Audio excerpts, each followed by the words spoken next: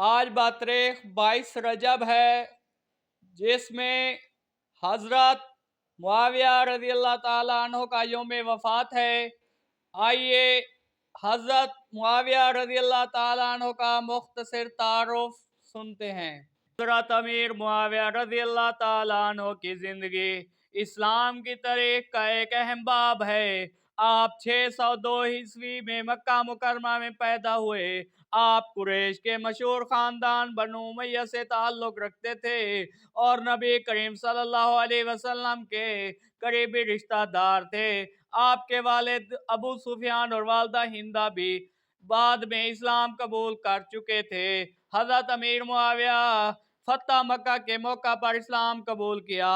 آپ کو نبی کریم صلی اللہ علیہ وسلم نے اپنے کتابت کے لیے منتخب فرمایا اور آپ کاتب وحی کے طور پر مشہور ہوئے۔ آپ کی عقل، تدبر اور معاملات کو سمجھنے کی صلاحیت نے آپ کو بہت جلد اسلامی ریاست میں ایک نمایاں مقام عطا کر دیا۔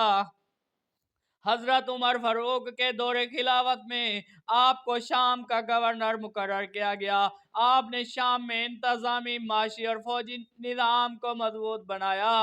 آپ کی قیادت میں شام اسلامی ریاست کا ایک اہم اور مضبوط حصہ بنا۔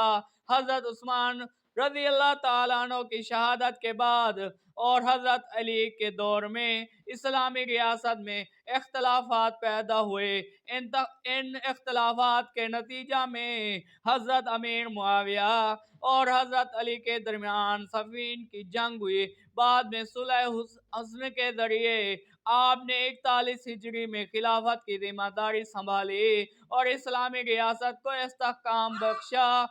حضرت امیر معاویہ کے دور خلافت میں اسلامی ریاست کی حدود وسیع ہوئیں اور ہجری طاقت مضبوط ہوئی۔